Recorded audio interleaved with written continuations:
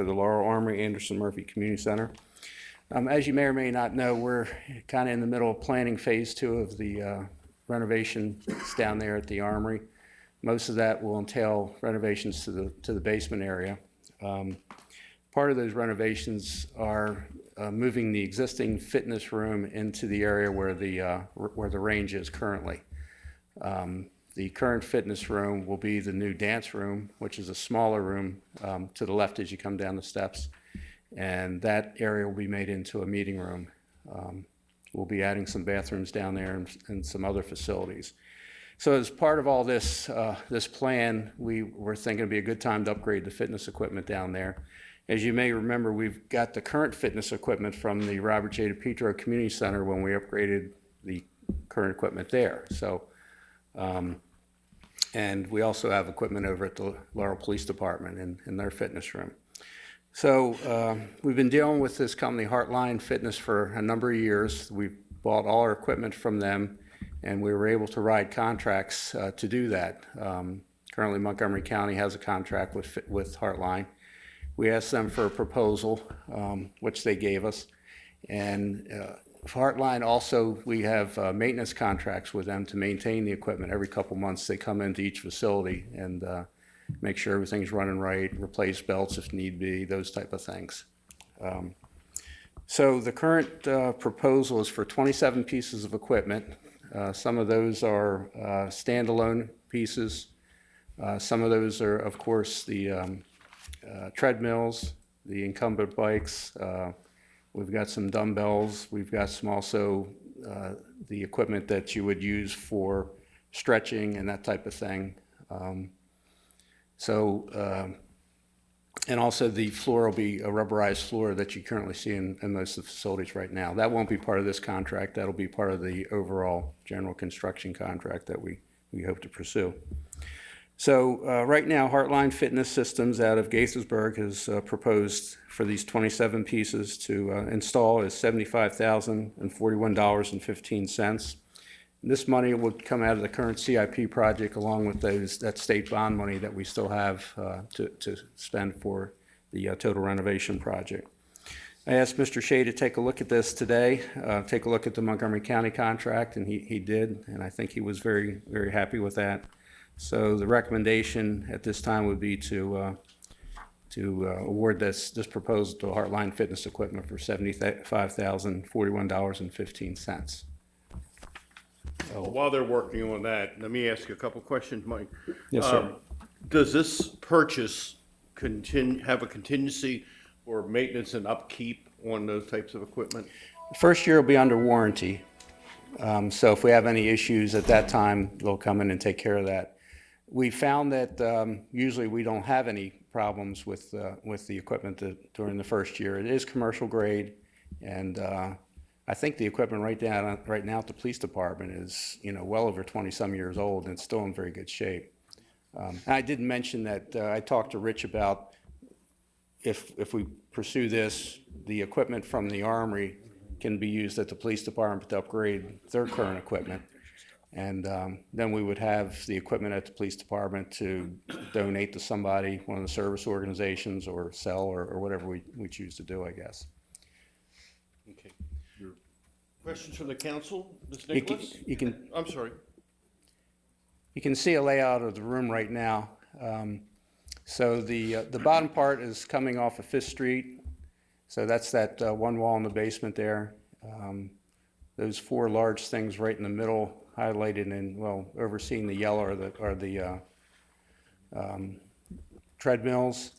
Of course, you got the incumbent bikes on the sides there. You've got some of the standalone equipment up towards the east wall, I guess. The entrance door is on the left-hand side at the top. And this will occupy 40 by 27 feet of the range, which still gives us plenty of room for storage on that back section of the range.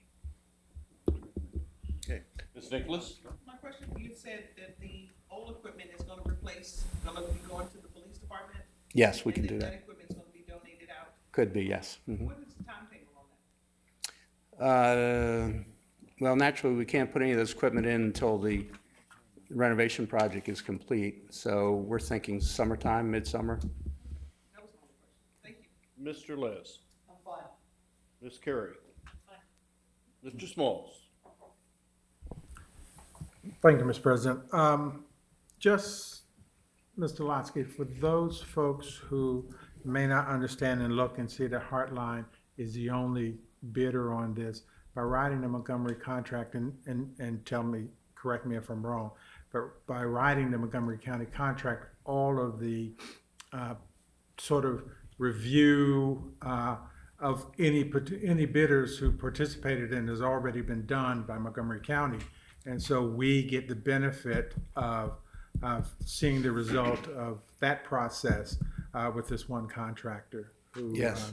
Yeah, that's exactly right, Mr. Smalls, yes. Now, let me ask you about the renovations, and this is just a general question. Will the renovations that are going to take place, will they interrupt any of the activities that are in the armory? Well, we do have some, on the main floor of the facility, we are going to be doing a little bit of work with new flooring. We have to expand the current men's room there because it really doesn't meet ADA. Yeah. We're going to install a curtain, if you will, over the current reception area that really is required for fire code. So that will affect some of what's going on at the armory. Once we finish that, we concentrate on what's going on downstairs. Then the upstairs, the gym, and the third floor will still be open. Okay, okay, well, I'm fine. Thank you. So it'll be a minimal interruption, period. Right. Thank you, sir. Everybody's all set? This will be on our agenda for the meeting on February the 8th.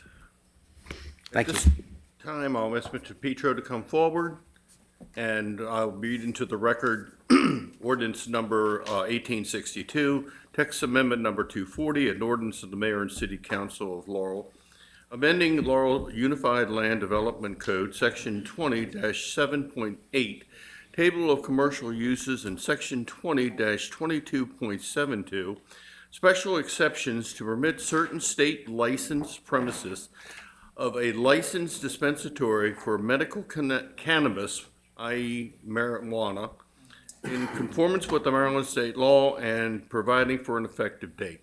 Mr. DePietro, thank you for coming tonight. Not a problem, Mr. Chairman. Bob DePietro, 502 Gorman Avenue, Laurel, Maryland. When I was last speaking before the council, you requested that I came back in case you had some answers.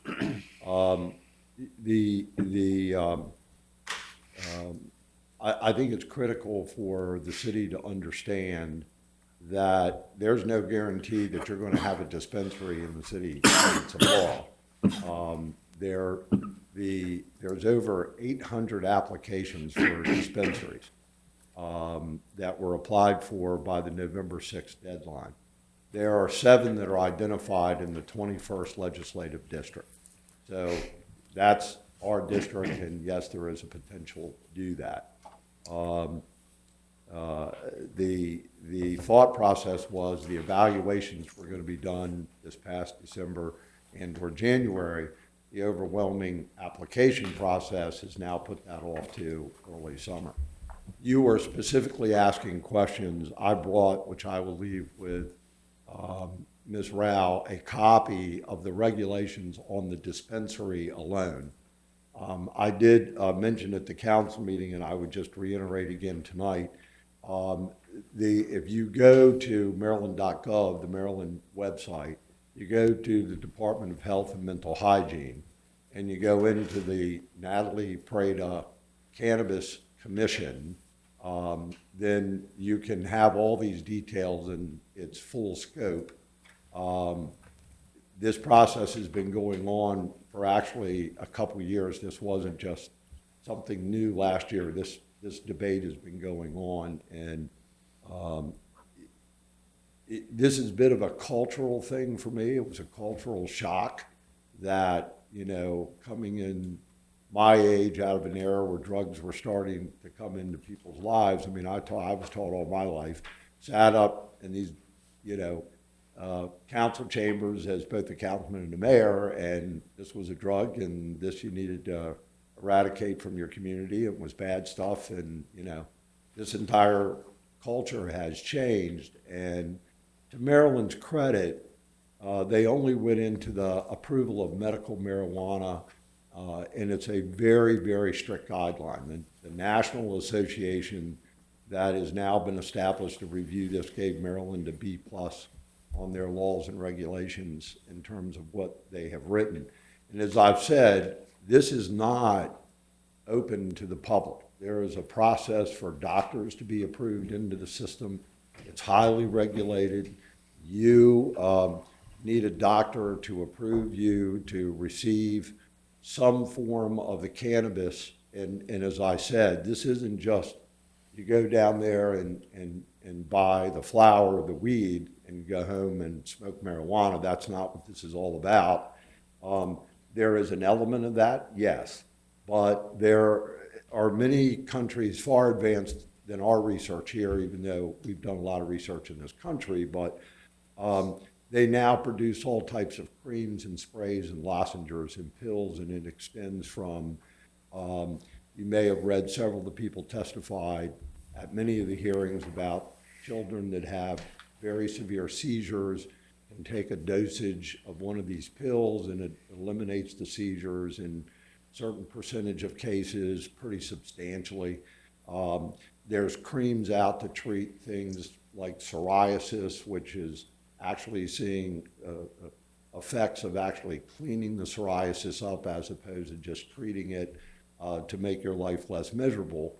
And then there's research being done in usage in PTSD for veterans and so forth, because it does have, you know, a calming effect as a drug.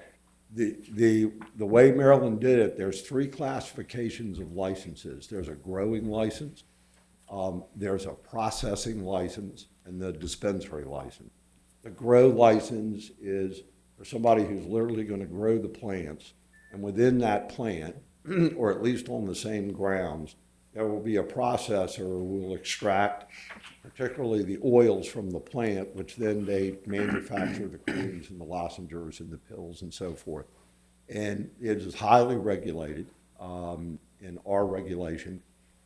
There's an independent testing lab in which you must send your product to before your product leaves. So it's highly regarded in that sense.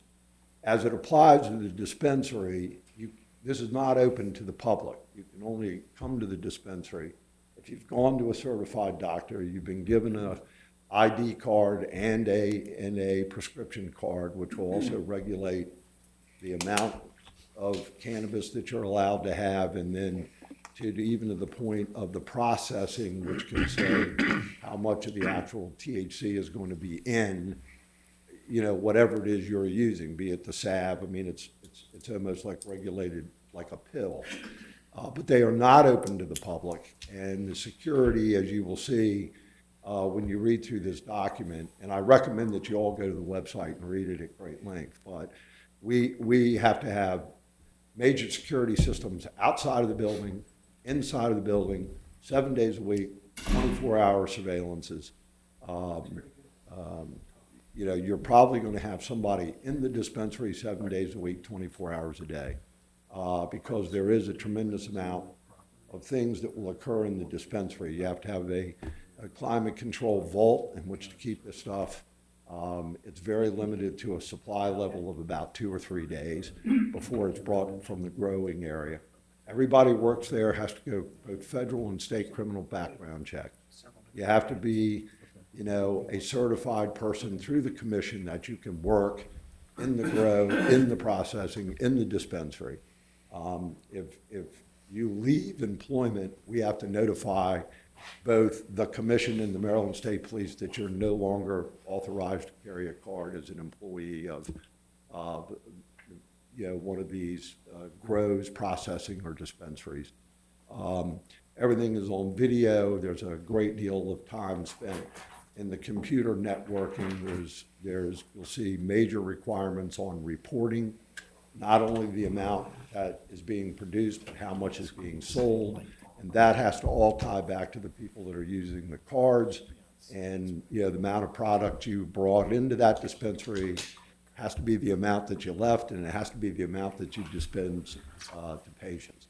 And so in that format, the data processing side of this, the computer side of this is very elaborate.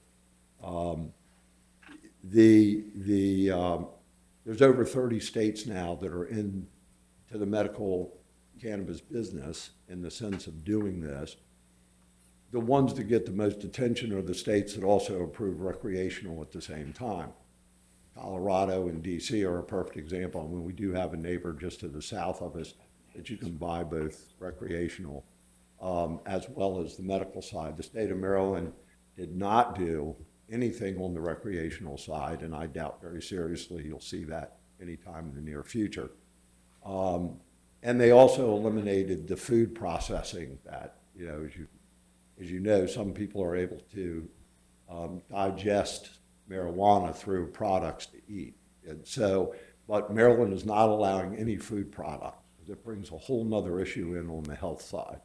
So you purely will have whatever you've produced in terms of, like I said, the actual weed itself, or it's going to be the creams, the lozenges, the salves. There are several, well, I don't want to say several at this point in time, but there are a couple bills already in the General Assembly dictating the fact that you can't smoke this in public. You can't do it in public grounds. You can't be on a public street, so forth and so on. And we have to remember that the federal law it still says all of this is illegal. And there is constant discussion at the federal level about if it's going to ever be authorized.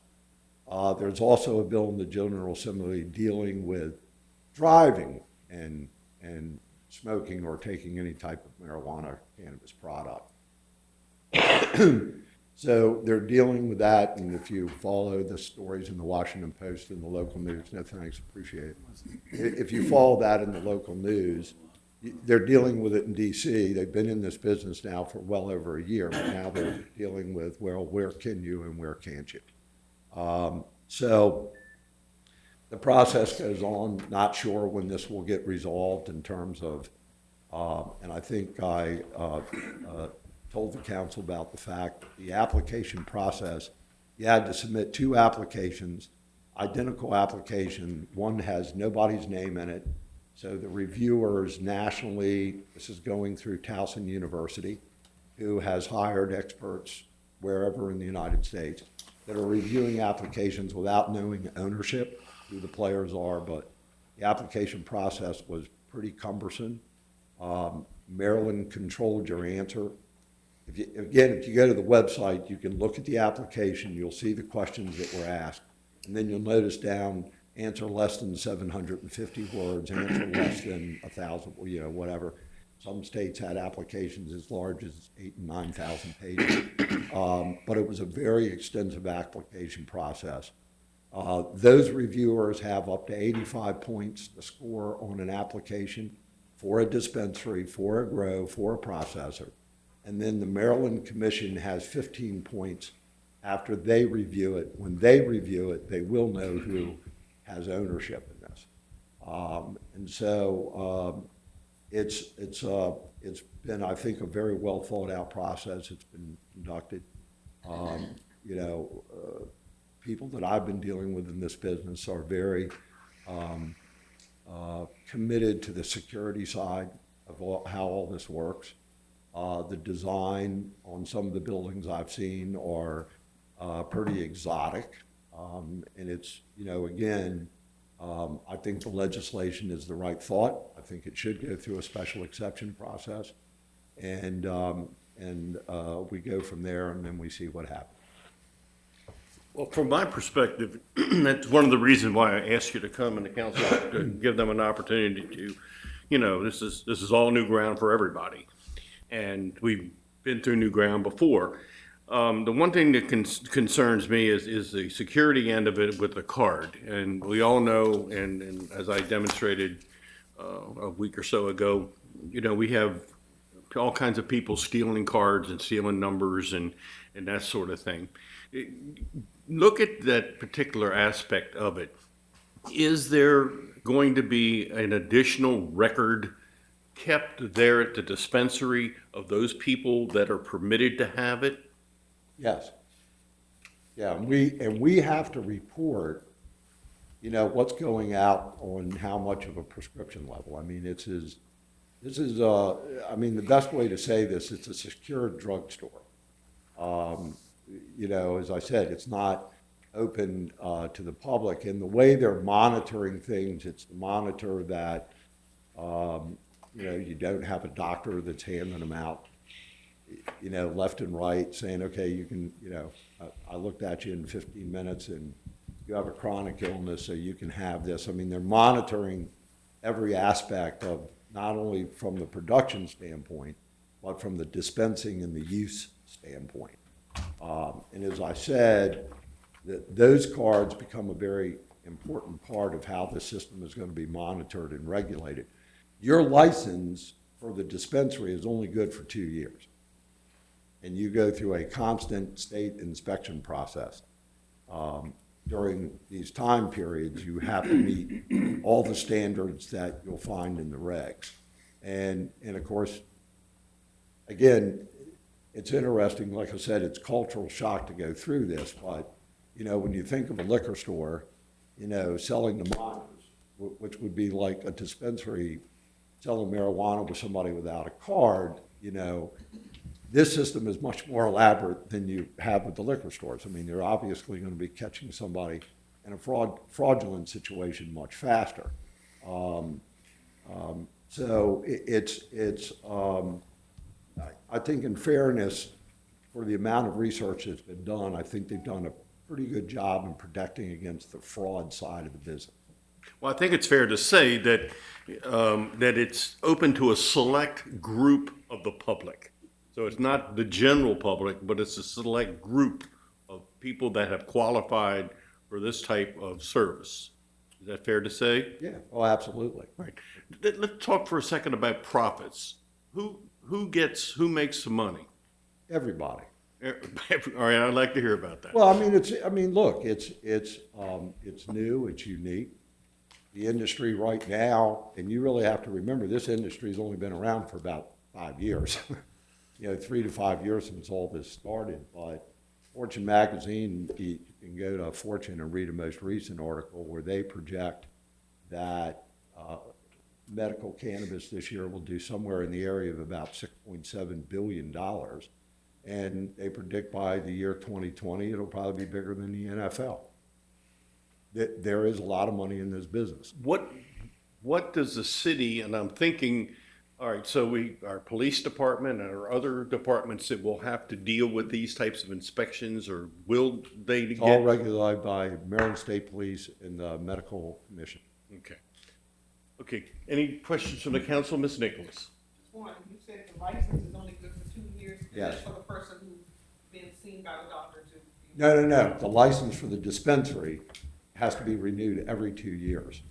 And in that process, you're going through, you know, surprise and regular inspections inside the dispensary that you're meeting the intent of the law of these regulations. So it's up to the doctor for the person who's getting this prescription, of so how long they can go to get this? Well, it's like, again, you know, and look, I'm not an expert at this. I mean, I just followed through the process as we went through it. But, I mean, I don't think I'm not going to say any. A reputable doctor is not going to risk his license playing games. And the way the system works, it would be easy to pick up somebody playing the game. You know, and they're prepared to deal with that because they have to go through a certification process as well. There's a medical protocol as well, Yes, there is. just like any drug. Right. I'm going to leave this. I would appreciate it. I look forward to reading it. And this is kind of the condensed version of Comar. I mean, if you want to read it in more depth, you can get Counsel Shea over here to get you the whole document and, you know, and then ask Donna what it means. Look forward to it. Ms. Liz? I'm fine. Ms. Query? I had 2 questions. There's only one dispensary that's going to be granted in the 21st.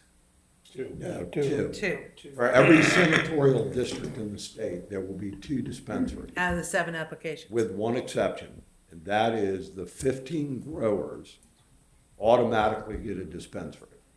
So if you think about it, 2 times 47 is 94, and the 15 dispensaries that belong to the growers can be located over and above those 2 locations within a senatorial district.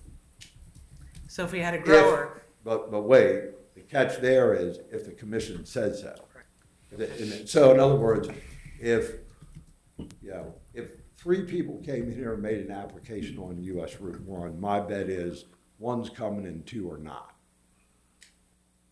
okay. And they still must meet local zoning. They have to meet all the local zoning codes. Mayor, other questions? Mr. Smalls? Mr. DePietro, first of all, I want to thank you for being as thorough with the information that you provided. At our last meeting, you mentioned the cannabis website, so I took the time to go there and read. And I'd certainly like to encourage, my colleagues on the council, because there's an FAQ section there that a lot of the information you've given us already is explained there in some detail, as well as the law. It states on the site that it's updated regularly, so you can kind of go there and follow exactly how this is all taking shape and being worked out. I did that, and like I said, I read a lot of what's there, and this has been very thoroughly thought out. It's been visited and revisited and everything else. So I'm certainly in favor. I don't think there's any public concern that hasn't been addressed already by the commission, and so I think this is a natural flow of things, given the way things are today. So I think if you look at the national polling data too, like I said, this is a cultural change. I mean, Yeah. if you'd have done the same poll 25 years ago, you'd never have the percentage of the populace of the United States approving this. But those numbers now are in the 70 percentile range of people thinking, this is a path that ought to be taken. I know on the law enforcement side, in Annapolis, as we speak, there's bills on decriminalization and lowering how much you can have and giving you a civil citation instead of a criminal violation. There's tremendous debate going on this nationally. I think if you go and Google this, it'll help you even more to see what's going on around the country and how all this is, being processed. I mean, I made the comment at the last meeting, when they made marijuana, I believe it was back in the 1930s, as an illegal substance, they also banned hemp. And hemp is a byproduct of the same marijuana plant, except a marijuana plant grows about 4 feet, hemp plant about 2 feet. But they made hemp illegal, and now all the byproducts in the hemp product are opening major industries in Virginia and Kentucky, Tennessee, all in the Deep South are going back to growing hemp and using hemp oil. And when you go and research it, you're amazed at the byproducts this stuff produces.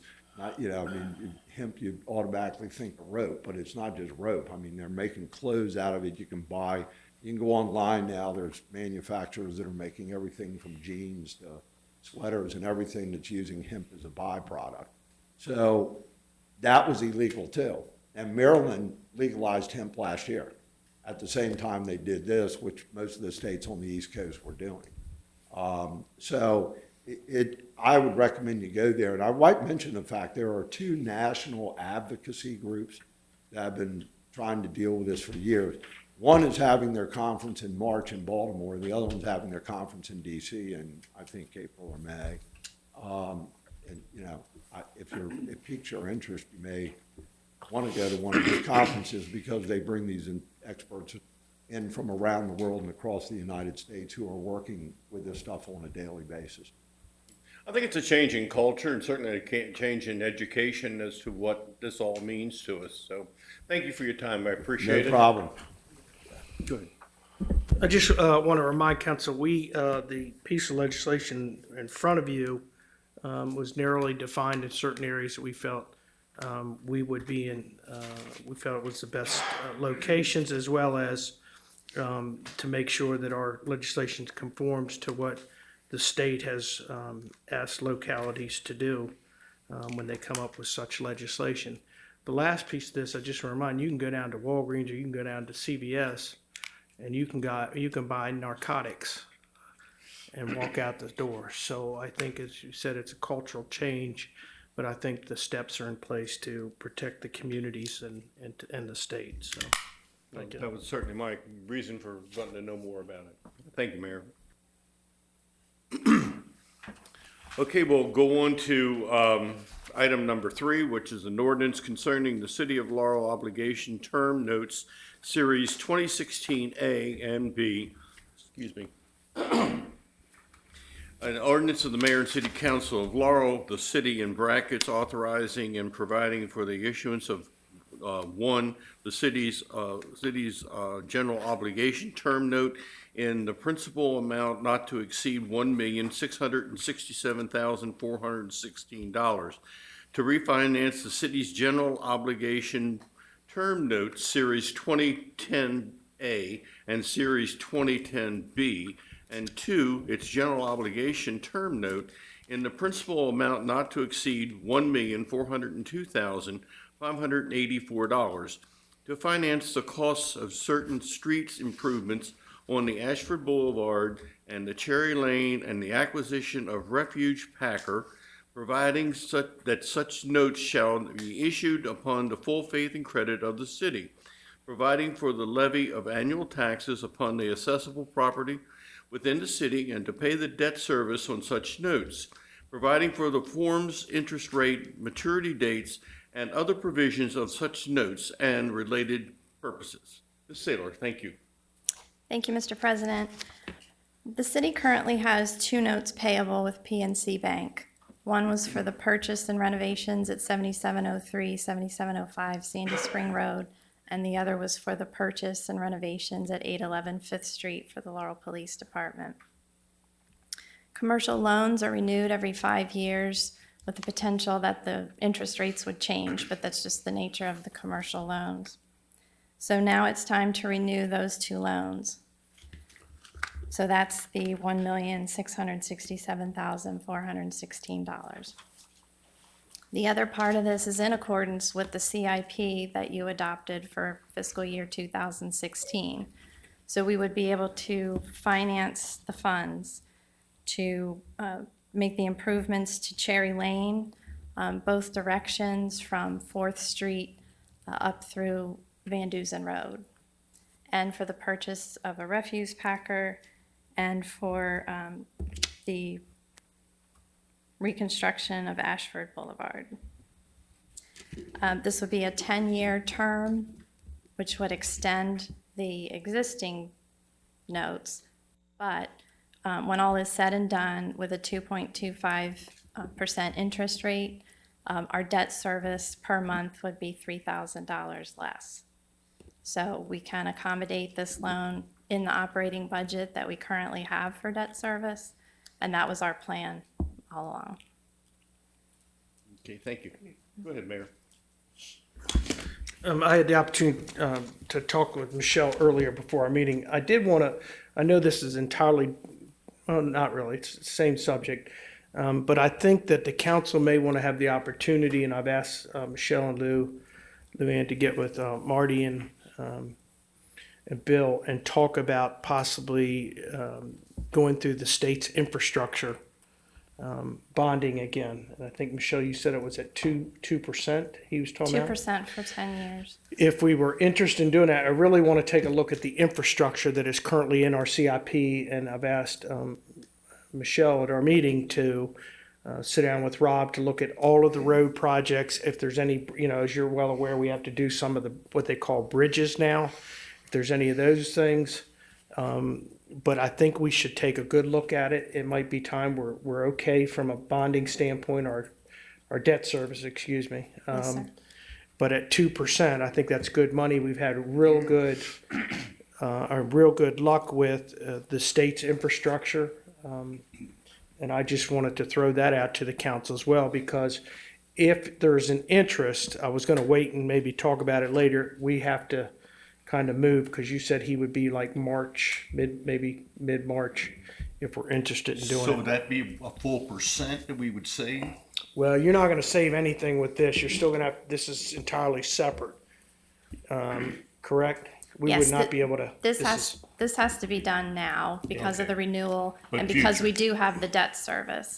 But this is what started us talking about, the infrastructure, the streets that we have, some big projects. And at 2%, we may want to take a look at our projects, our infrastructure, and maybe look at a $6 or $8 million bond sale like we did before, or something to that effect. So that's just, Michelle, am I missing anything or No. anything to add? No. All right, Mr. Small's question?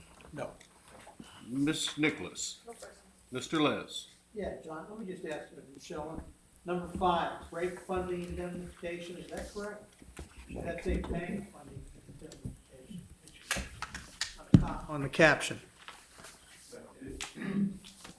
It says, here it says break funding indemnification. I'm trying to figure out what that means.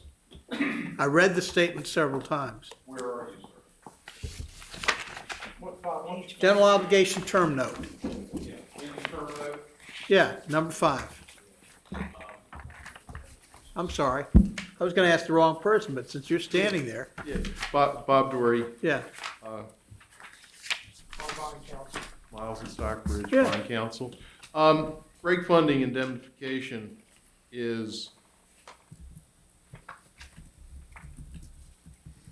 basically, the bank turns around and enters into borrowing on their side. Right, I understand that. So, but why doesn't this say then bank funding indemnification? Well, because it's break fund, it's, if the city doesn't pay Right, and has a default. Right. Or if the city, decides to prepay. right. In either event, the funding that the bank did, where they did it for 5 full years, they would have to break their funding. So they laid it off is what happened. They lay it off. Right, They okay. basically say, if they're laying it off, then, and you guys don't do what you're supposed to do, or if you decide that 2 1/4 isn't a good enough deal, then it's like a prepayment penalty. Okay, you answered my question. Thanks. Ms. Gregory? Now, you mentioned prepayment, there's no prepayment penalty, correct? This break funding is the Break funding, penalty. that- They don't tell you what it is, but, yeah, there probably is. But Bob, that's only if you default. Well, if you prepay on your own, I think this break funding would cover that as well. Yeah, Okay, That's all our problem from last week. Yeah. Wanted to prepay some stuff and We couldn't? Okay, Yeah, all right. They said they're gonna, it's one of those things that happens when you deal with the banks like this. Yeah, But we're saving 36,000 a year, correct? thanks, Bob. So on the other issue, do we have something in the pipeline? On the other issue, do we have something in the pipeline that we can talk about that? You talking about the, State funds. no, we just talked about it tonight, and Oh, I I just, see, okay. I wanted to bring it to your attention.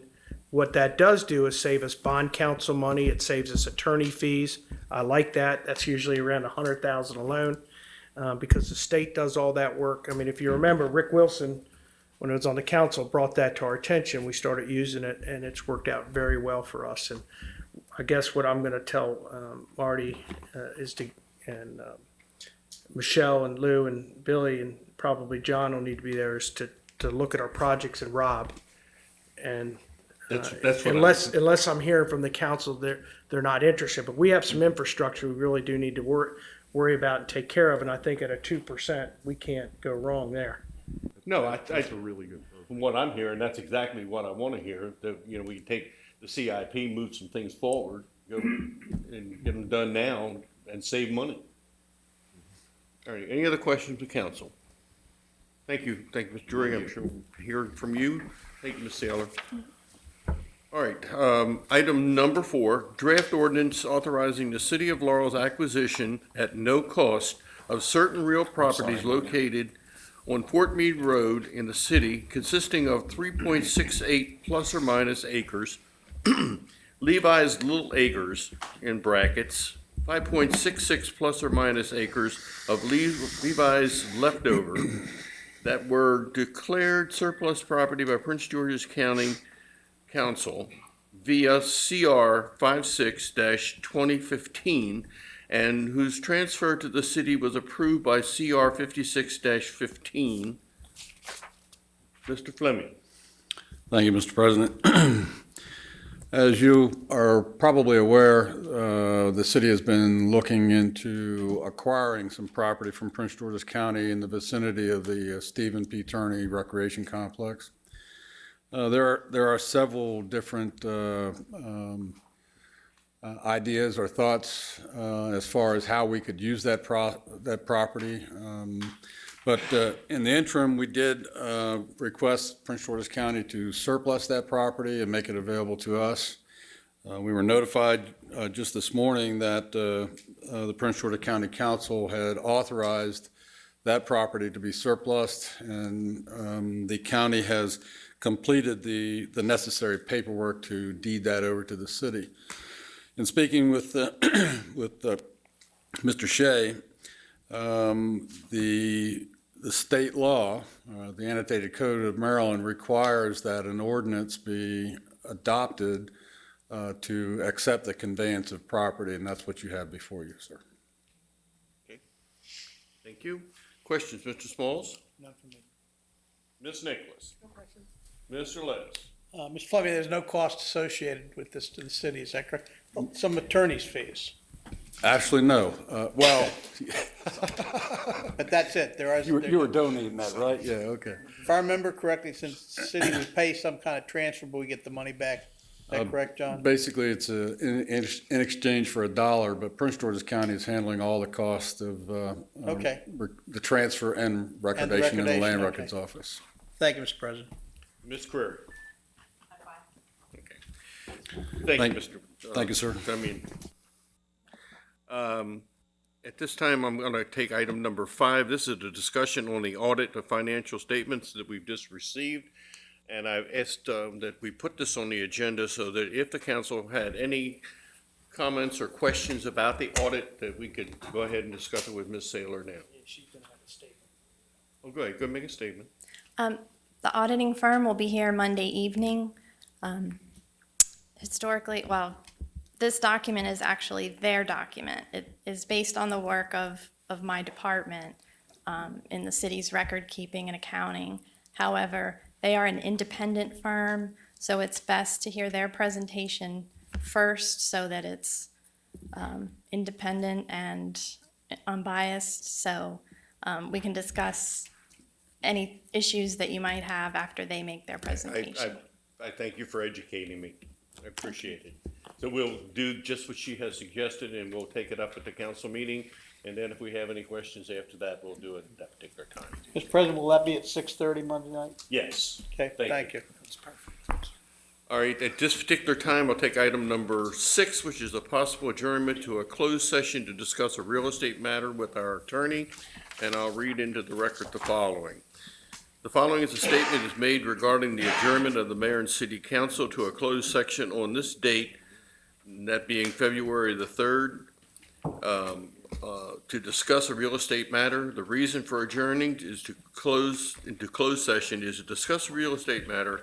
The legal authority is, the closed session is contained in the state government article of the Maryland Code, section 10-508, small a, section 8. So with that being said, I'll take a motion. We're gonna need John, Marty. I was going to ask Marty to do that. So moved, Mr. President. Second. Okay, so I got a motion. Do I have a second? Second. Madam Clerk? Ms. Query? Yes. Mr. Laz? Yes. Ms. Nicholas? Yes. President Ricks? Yes. Mr. Smalls? I vote yes. All right, so Marty will take who? Marty, John, actually Michelle stepped in, Okay. Lou and Kim.